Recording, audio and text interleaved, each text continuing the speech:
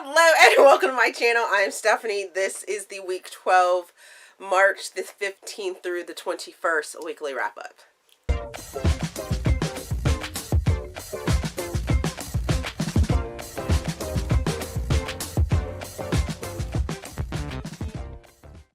Okay, so let's get this out of the way real quick. So this week's video, if you are not interested in the lifestyle portion of my weekly videos now, you can check the description box to click ahead to the actual reviews.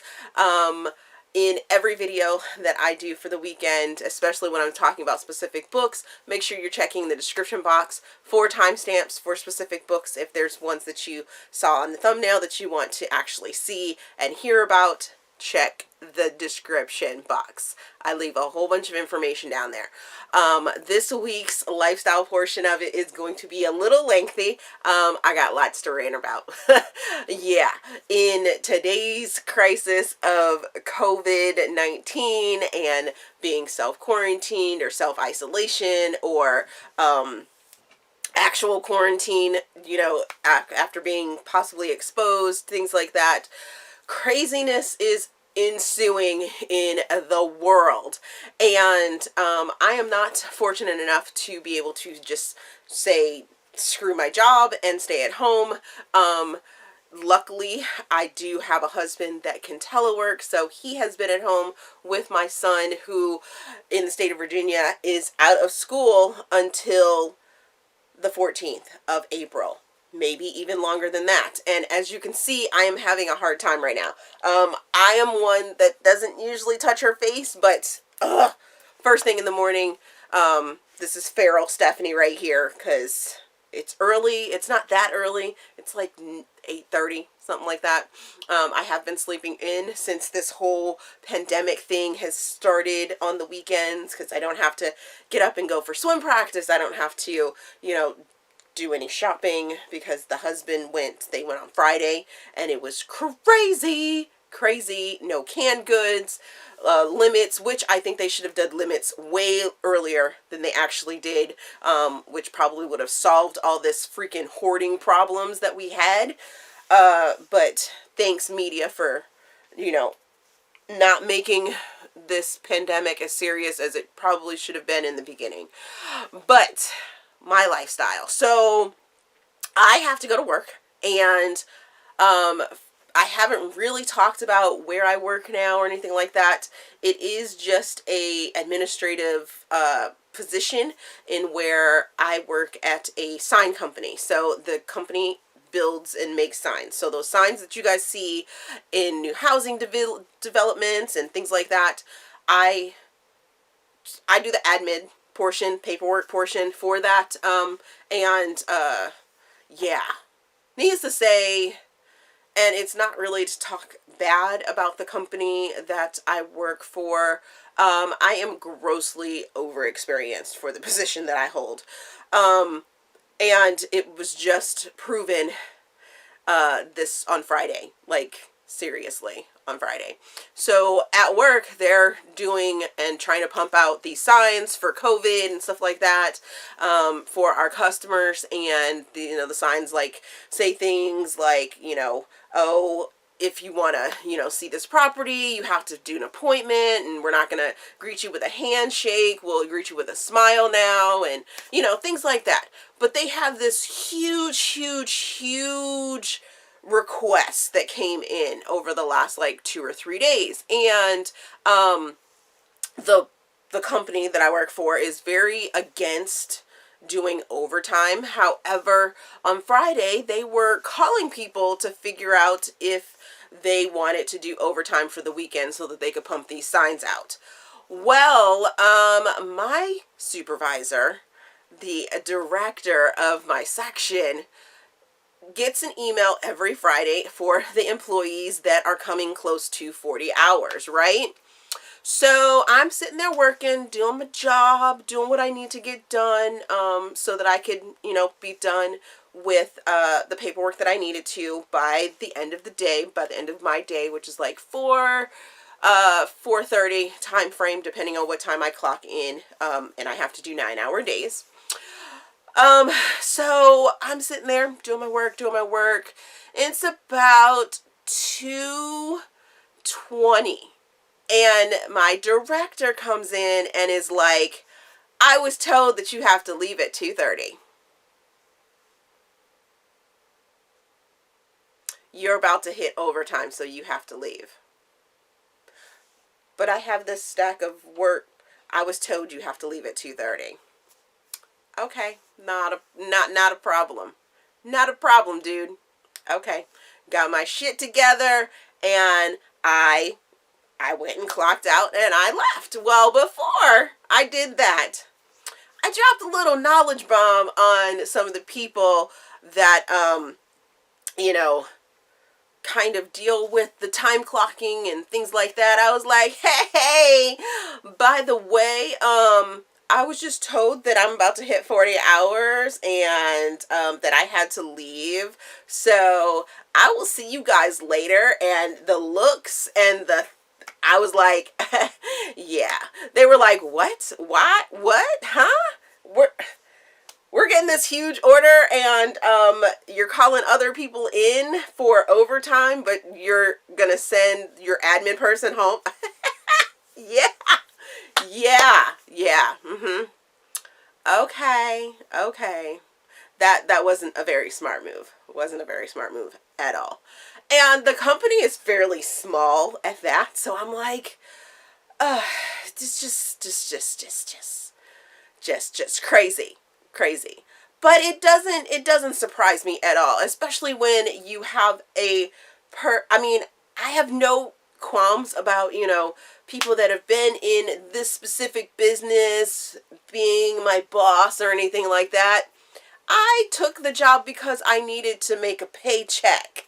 So the fact that I have 2 higher level degrees, a bachelor's and a master's, and you have another director that has none of those qualifications, doesn't even have a high school diploma, has a GED that they got later in life. I was like, I'm going to let that slide. I'm not going to say too much about that. It's like, yeah. Okay, experience can be a good thing. But then you make bad decisions like that, sending your admin person home when you're going to call in a bunch of folks to do overtime, other people to do overtime, but you send your admin person home. I'm like, what? And it all boils down to the fact that the director that I work under is a fucking idiot. He is just a fucking idiot. He can't use a computer to save his life, and which is absolutely ridiculous in these days. I mean, 10, 15 years ago, I could understand directors and people in leadership positions not really understanding how a computer fucking works. But we're in 2020, y'all, and computers have been around for like 40 years. Like, seriously? I mean, come on. If you don't know how the basics of how to use a fucking calendar, and if you hit something and then the calendar goes to a 31-day view instead of a 5-day or a 7-day or a 1-day view, you don't know how to fucking switch that back, there's something seriously wrong with the fact that you are a fucking director of an entire section with people underneath you. Come on. Like, seriously. And the fact that I've only been working there for about a month, and that I know more about the computer system that is being used, or not the system, the programs that are being used than you do as the director. Oh, I didn't know how to do that. Oh my goodness. How did you learn that? I don't know. Maybe I just did my damn job and I figured that shit out, because it's not that fucking hard. I mean, seriously, it's just absolutely ridiculous. The computer illiteracy that I have to deal with on a day-to-day basis. And of course, I mean, I'm an alpha personality. You guys may not see that very much on my videos. I probably come off as this happy, bubbly type person. But when it comes down to it, I am a get to it, like, bam, bam, bam, this needs to go this way, this needs to go this way. If this is how you want it done, then these are the steps we're going to take to get it done, right? Type person. My previous positions, my previous jobs, my job experience was in law enforcement and the military. Very alpha personality people dealt with and been around for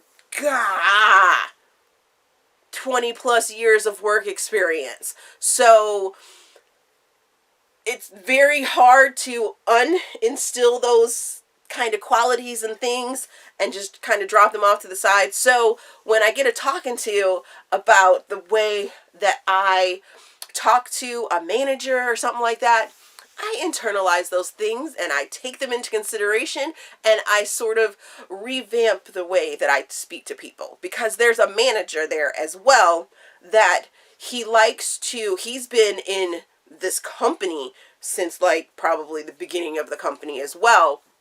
And he likes to talk in circles. And I'm like, yo, dude, I asked you why this was. If this actually happened, yes or no. And then you take me on a freaking story time for the next 10 minutes. If I'm in the middle of doing something, I don't have 10 or 15 minutes to listen to your story about a different job that has nothing to do with what I'm asking you about. So I guess I've gotten a little snippety, with the storytelling. I'm like, yo, focus, focus. This is the question I want you to answer for me. Please, just answer this question, and that is all. So, that is where I'm at. Monday morning should be fairly interesting because, if you guys didn't notice, I went and got my nails done. I don't think you can see. I'll try and pull up my Instagram and put it here of the color change video that I did. But they're really pretty. I like them.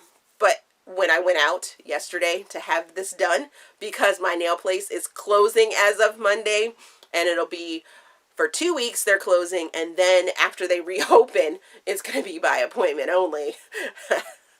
Oh my God. I don't know what I'm going to do.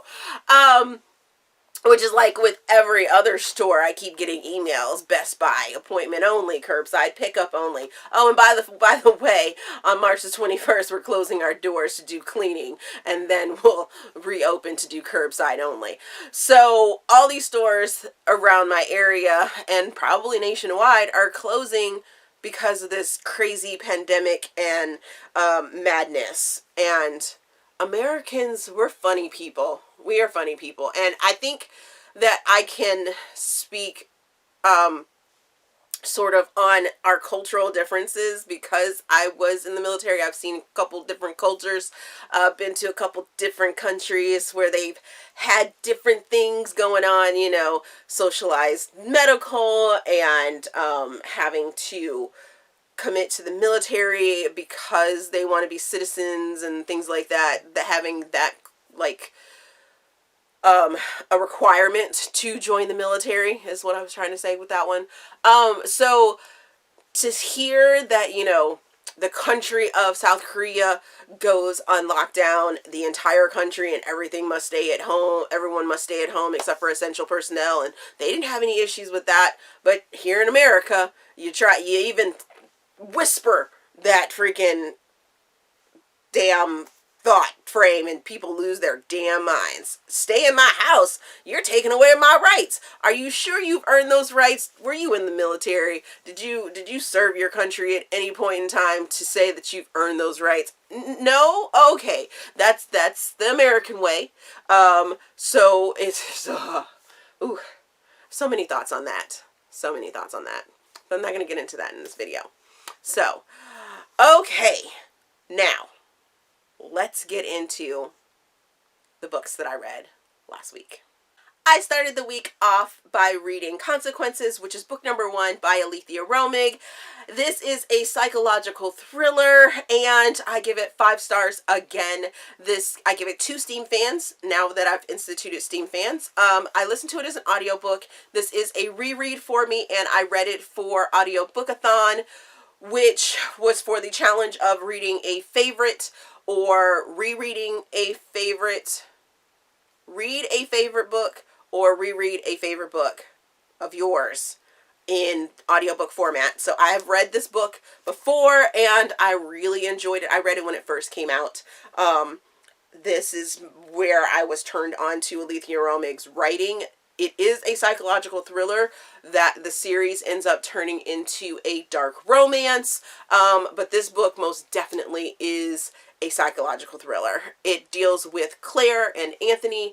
Claire is a woman that Anthony meets in a bar, and then he kind of kidnaps her and whisks her away. There are content warning for kidnapping, revenge, for Stockholm Syndrome, mental abuse, physical abuse. There's so much that goes on, but there are parts of this that if you can hold on to it and, you know, kind of work your way through it, if you get to a scene that is very disturbing for you, work through it. If you can work through it and you get to the end, to the cliffhanger for this book, you are definitely going to be intrigued to get to the next book, which I'm super intrigued to get to.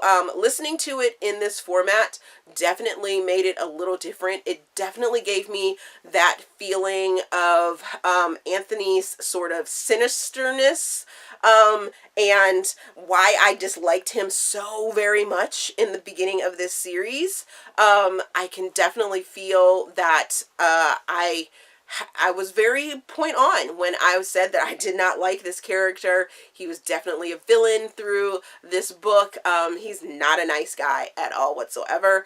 I did feel with the narrator that I felt more of Claire's naivety. Is that how you say that word? How naive she was through a lot of it, but you could also feel the emotion of her Stockholm Syndrome throughout the narration as well. The one thing that I will say is that I wish that it had been dually narrated so that we could have had a male voice for Anthony's parts and a female voice for Claire's parts. I think later on in the audiobook series they do flip out into dual narration, but I'm not sure. Either way, I still am going to be listening to the rest of the series, and that is for somewhat of a different project. So you guys may see more on that later on. The next book that I finished was We're Going to Need More Wine by Gabrielle Union. This is a nonfiction memoir, and I give this book 5 stars. I give it 0 Steam fans. I listened to it as an audiobook, and it was for Audiobookathon for nonfiction listen, as well as narrated by the author and narrated by a celebrity. Because if you don't know, Gabrielle Union is the other half to Bring It On, which is a cult classic now, and love that movie, cheerleading and rivalry teams and things like that. But Gabrielle Union tells us different stories from different points of her life, and she makes it so relatable, and some of the things that she kind of went through were so heartbreaking, but at the same time very understandable. She grew up in 2 different worlds.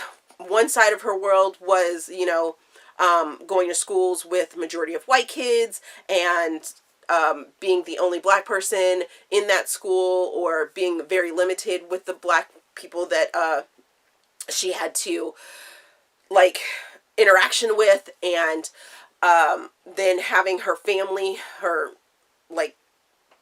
extended family were in cities that were definitely changing for the culture and everything like that. The one thing I will say is that she uses the N-word so much in this narration and in her book, but at the same time, the first time that she used it, it definitely made me cringe. But at the same time, since it's not a word that I use in my vocabulary, it was very clear that it was a word that she uses comfortably in her everyday life, in from growing up, from the negative use of it to whatever sort of feelings she may have about it now. She made that very clear in the narration and in her storytelling. The differences of when she was using it and things like that. So it just brings light that, you know, even if you can relate to another Black person in the use of the word, you can definitely understand that it's not for everyone. I liked that she went into colorism. She talks about her rape. She talks about anxiety that she has, and it was just such a relatable story, or group of stories that she ends up telling us about her life, that I feel like I needed a little more wine, and that it was just two girlfriends sitting down and she was just like sort of unloading herself on me, and I appreciate it. The next book that I finished was Hitman's Prey by MINK. This is an erotic novella. I give it 4 stars. I give it 3 Steam fans. I read this as an ebook through KU, or Kindle Unlimited for you guys. I really enjoyed this. It follows Lena and Heath. Lena and Heath live next door to each other. Lena has been spying on Heath, and Heath is actually a hitman. And I loved it. It was fun. It was sexy. It was sweet. It was the next door neighbor kind of trope thing going on there. And it was just the perfect little nibblet of a story that I needed at that point. The next book that I read was Blindsided by Amy Daws. This is a rom-com, or at least I'm putting it as a rom-com. I give this book 5 stars. I give it 3 Steam fans. I listened to it as an audiobook. This book started my 24 and 48 hour readathon, or stay home 24 and 48 hour readathon challenge. I guess we're calling it a challenge because there's no real categories for this readathon. If you guys didn't know, it was all about social distancing and staying at home and washing your hands and doing all the things to sort of flatten the curve of this world pandemic that we have going on. So Blindsided is the last book that has been released in the Harris Brothers spin-off books, and it follows Mac, who is a footballer, a Scottish footballer, a ginger Scottish footballer that is part of the Harris Brothers world. I love the Harris Brothers world, and Amy reached out to me after she noticed that I finished the book, and she was like, so which one of the Harris Brothers from the Harris Brothers series do you love? Which brother? And of course I had to tell her I love Gareth. Gareth will always be my heart, but I will have to say that out of the spin-offs and the brothers, Mac has stolen my heart. Oh my goodness. This story was amazing. Him and Freya are sort of friends, and they have become friends through circumstance. Freya is this sort of clumsy seamstress that is working with some of the female characters that we have met through the Harris Brothers series and spin-off, and she has ambitions to do more, but she doesn't know exactly what she wants to do with her life, and the two of them become friends because their friends were pairing up and, you know, starting to be together. So I love that, you know, the scene where they do Never Have I Ever was so funny, was so absolutely hilarious, I was listening to it at like 5 o'clock in the morning, and I was like, had to like keep my laughs low because it was just so funny. Some of the things that she was drinking to was hilarious. But I love the fact that they were truly friends. Mac and Freya were truly friends before they decided to explore a little bit more. And I love the insecurity and realness he wasn't, Mac wasn't just an alpha sort of character. He had a little bit of beta and a little bit of omega and just cinnamon roll-ish. He just had all the parts of a male character that you could want all wrapped up in his ginger self. Ugh, he was just so fabulous. I love him oh so much. The next book that I finished was Barbarian Mine, which is Ice Planet Barbarians number 4 by Ruby Dixon. This is an alien sci-fi erotica, and I give this one 4.25 stars. I give it 3 Steam fans. This is the second book that I listened to as an audiobook for Stay Home 24 and 48, and this book follows Harlow. Harlow is the human woman that got knocked out in one of the last books and was taken away. We had no clue what was happening with her. I think it was book 2 that she was knocked out and then taken away, and we didn't know what happened to her. We thought she was dead. Well, come to find out, Rook had actually kidnapped her, and they sort of started this relationship. It does have a very much feel to one of Ruby Dixon's other books. It's the first book in the Fire, Blood, Dragon series, where there is a language barrier. So Harlow couldn't communicate with Rook. Rook couldn't communicate with her, but they were doing things. And if you have been following the Ice Planet Barbarian series, you know that the Kui is what sort of determines who was going to be fated mates and things like that, where their quees started to sing to each other. So they were fated mates anyways, and that's what brought them together. The next book that I finished was Toasty by Alexa Riley. This is an erotic novella. I give this book 4 stars. I give it 4 Steam fans. I listened to it on the podcast of Read Me Romance. Read Me Romance. And this book follows Mara and Case. Mara was working for Case, and then she decides to quit. They have a quick tryst, and then Mara ghosts Case. Well, Case is like, hello, you quit. We had sex. And that is what I've been wanting for a long time. I'm infatuated with you, and I love you, and I made this happen, so why are you ghosting me? So he ends up finding her. They end up hooking back up, and it's a workplace romance with pregnancy. So yeah, there's that. It's quick, it was fun, it's sexy, it's everything that we love from Alexa Riley, and it's just goodness, such goodness.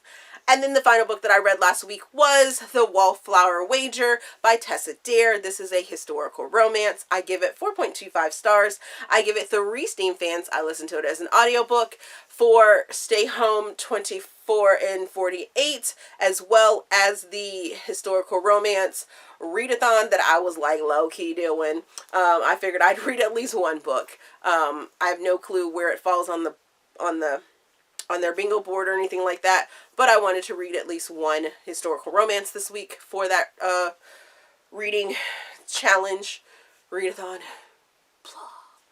And this book follows Penelope, or Penny. She is the quirky lady that we have met in the other 2 books that have been released. This is the 3rd book in the girls something. It's a series. But it's the 3rd book in the series that have come out. You don't have to read them together. You can read them as standalones. But this is the character that loves animals. She's vegan. And she likes to make disgusting food to pretend that it's something else. Oof. Faux food, I guess you could call it. But she has a house, and Gabrielle buys the house next door to her because she is a lady of status, and if he can sell the property next door, then he can make a pretty penny. There is lots of modernism to this historical romance, and I was here for it. I really enjoyed it. The sexy time it's very good sexy time. And there are some other social issues that are talked about within the story as well that were very heart-touching and emotional as well. So, that is what I read last week. On to what I will be continuing to read for the next couple days. Don't know. It'll probably expand exponentially if for some reason my work actually ends up getting shut down like pretty much everything else around here. But I am going to be reading Barbarian's Prize by Dixon, That Secret Crush by Meghan Quinn, Truth by Aleatha Romig, which is book number 2 in the Consequences series, Hearts on Hold by Charish Reid. I am also reading Make You Mine by Fabiola Francisco, which is an arc, and this will be releasing later on this month.